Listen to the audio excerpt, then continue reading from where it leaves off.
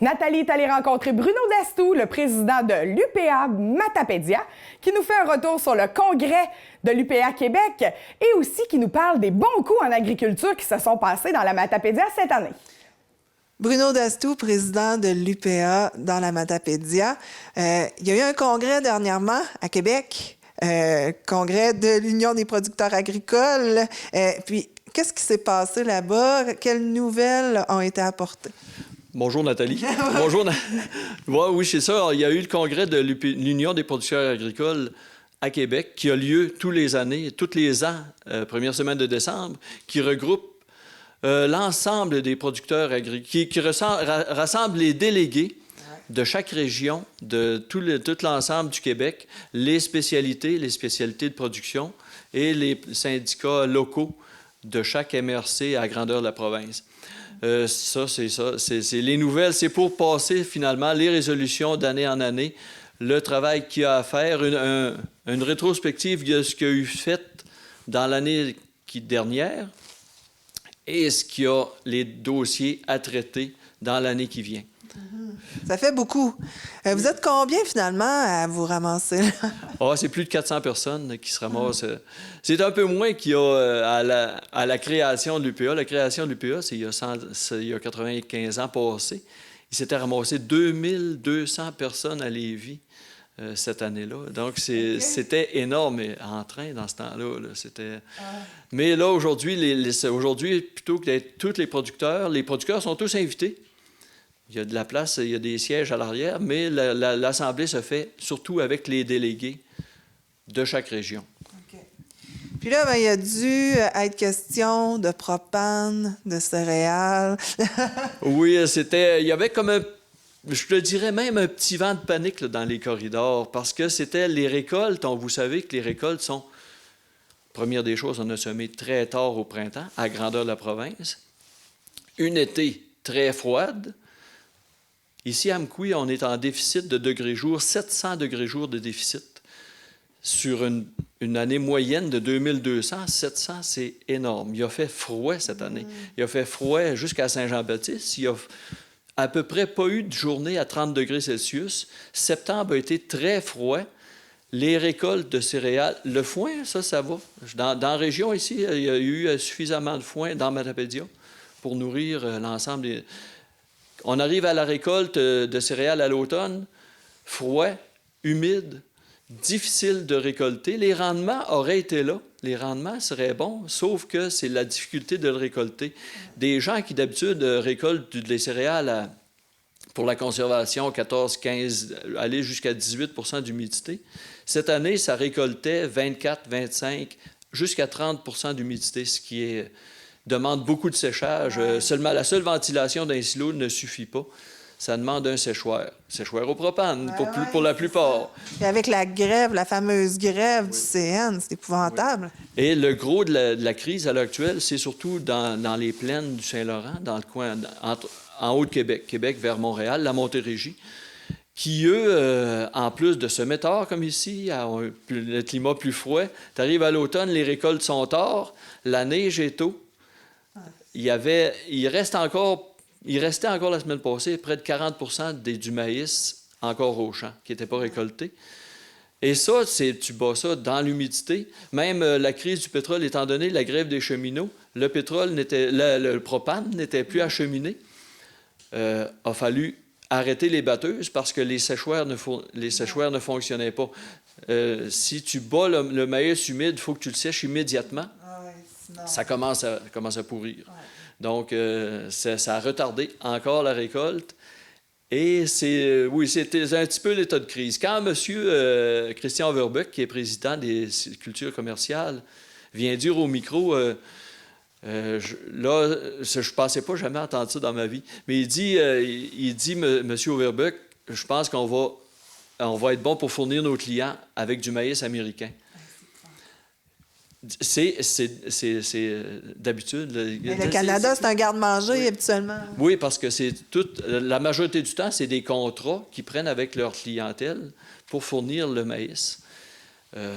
Là, à l'heure actuelle, même le maïs américain, le maïs ontarien, eux aussi, les récoltes sont très humides Ça a été difficile à récolter eux aussi. Et c'est la quantité, à un moment donné, qui fait que le Québec pourra peut-être s'approvisionner de ce côté-là, mais c'est sans dire que les prix sont augmentant, sans savoir quand est-ce que le prix va augmenter, va arrêter d'augmenter. Là.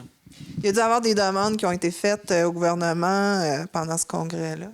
Oui, il y a une résolution spéciale qui est arrivée sur le plancher du Congrès pour justement pallier, on va dire vite, à peu près dédommager un peu les investissements que les producteurs font. Ça coûte très cher, semer du maïs. Quand on ne le récolte pas à l'automne, là, la récolte sert à payer les batteuses. Les batteuses de ce maïs-là, ça coûte 500, 600, 700 000 la batteuse, la machine. Donc, il faut que les producteurs qui récoltent à l'automne payent leur terme de batteuse, leur terme les champs. Les champs coûtent... le sol est très dispendieux dans ce coin-là. Les taxes foncières sont élevées. Les dépenses sont élevées. Et tu te fies sur la récolte. Quand il y a une seule récolte par année, tu te fies là-dessus pour tout payer, remplir la marge de crédit et toutes les dépenses de l'année. Cette année, 40 qui n'est pas récolté, ben c'est 40 qui servait à tout payer ça. Là. Tout payer ça. Oui, c'est ça. Donc, c'est ça, il y avait comme un petit vent de panique là, dans les... Ouais, je comprends. Mais ici, dans la Matapédia, vous avez été un peu moins touché. Ici, dans Matapédia, ben, on n'a pas de maïs grain. Il y a un peu de maïs dans le silage qui a été récolté trop humide, lui aussi, puis qui a été, disons que la qualité n'est pas là.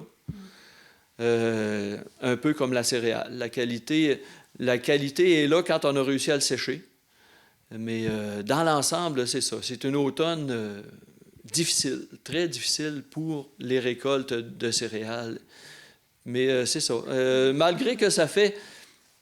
Disons, c'est ça. Dans l'ensemble, les fourrages en Matapédia, c'est parce qu'on n'a pas la même culture. Ici, on a surtout des productions animales, en partie. Donc, du côté foin, c'est quand même... Il y en a assez pour se nourrir. Côté maïs d'ensilage, comme on dit, il y en aurait suffisamment, mais de moins bonne qualité. Bon, ça va diminuer. Ça va être plus difficile de soigner. Il va falloir...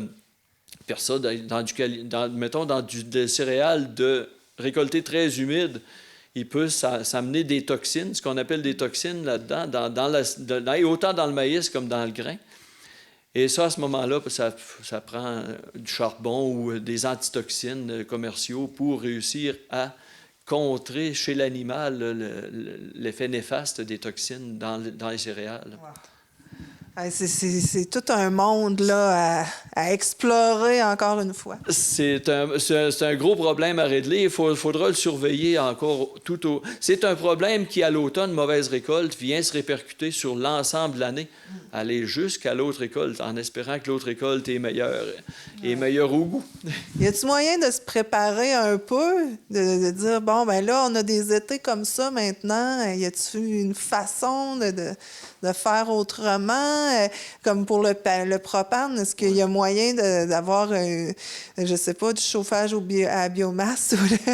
Le chauffage, oui, il y a certains séchoirs qui sont chauffés à biomasse, sauf que, disons, tu peux pas changer ça du jour au lendemain. Ouais. C'est un peu comme changer un système de chauffage dans une maison. Il faut prévoir un peu d'avance et c'est toujours quand même du temps. Mais chauffer tout ça à biomasse, pas sûr qu'il y aura assez de biomasse aussi. Il faut quand même, la ressource, il faut quand même la gérer elle aussi là, pour couvrir l'ensemble. Mais dans la région ici, ben c'est ça. Les récoltes ne sont pas les mêmes. C'est plus facile à sécher que du maïs. Les gens s'en sont... Malgré, même s'il reste encore des récoltes dans Matapédia qui sont sous la neige à l'heure actuelle. Là. Il y a des... Ça va être récoltable au printemps, non? Non, fini. Fini. À l'heure actuelle, là, ça reste au champ. Ça va être ARC au printemps prochain. Ça va engraisser le sol. ça va engraisser le sol, c'est tout. C'est tout ce que ça peut faire. Donc, c'est là d'où vient l'importance de la résolution sur le plancher du Congrès, d'aller chercher des aides auprès du gouvernement pour être capable de ressemer au printemps prochain. Il y en a dans le coin de la Montérégie qui vont être obligés de fermer les portes, je crois, je crains. des jeunes producteurs qui font juste commencer et qui... Ça décourage en partant pas mal. Ça décourage en partant. Une pareille mauvaise année. Puis dans le Bas-Saint-Laurent, ben c'est ça, c'était une année pour un peu refaire les stocks parce que l'an passé, la sécheresse de 2018 et de 2017 avait vidé les granges bien vides. C'était une année pour refaire les stocks. Donc, puis en réalité, ce qui a été fait, c'est juste combler pour réussir à manger tout l'hiver. Les stocks n'ont pas été refaits, là. Ça prend des années avant de refaire des stocks là, qui étaient des stocks de secours ou des stocks d'un tampon là, pour réussir à se rendre d'une année à l'autre là, de récolte. Monsieur Dastou, à travers tout ça, il y a quand même des bonnes nouvelles. Oui, il y a quand même des bonnes nouvelles dans Matapédia. On vient d'avoir un éleveur hosting de la Matapédia qui a remporté la meilleure vache d'exposition au Canada à la Royal Winter Fair qu'il y a eu au mois de novembre, Joël et Mireille, durant Saint-Joseph à Amqui. C'est une exposition la plus prestigieuse au Canada. Il y a combien d'exposants qui vont là? Oh, là, tu m'en poses une bonne. Je ne sais pas. Il y en a beaucoup. Il y en a de la grandeur du Canada. Il y en a du Wisconsin. Il y en a du nord de la Californie. Il y a beaucoup de monde qui viennent exposer à cette exposition-là. C'est canadien et même plus. Là. Ah oui. Donc, on a vraiment de la bonne génétique ici dans la vallée. On a un champion dans la Matapédia là, pour en faire. En termes de génétique hosting, là, c'est la ferme Joël et Mireille. On a d'autres bonnes nouvelles aussi. On a, disons, c'est ça, vous savez tous qu'on a une ferme qui a passé au feu la semaine d'avant, il y a 3 semaines environ. Je pense que c'est ça. Il y a des intentions de reconstruire et de repartir. Il y a de la relève qui se propose, qui était déjà... Joseph était déjà en charge du troupeau, donc il y a l'intention de rebâtir. Tant mieux, merci beaucoup. On le félicite. Oui, parce qu'on sait que c'est pas facile. Oui. Et une autre ferme aussi qui s'installe dans le coin de Saint-Vianney. Là, c'est un long processus, un processus de prêt de quotas laitiers géré par les producteurs de lait du Québec. Ce qu'on appelle communément, c'est le 16-16, 16 kilos prêtés, 16 kilos achetés par le jeune.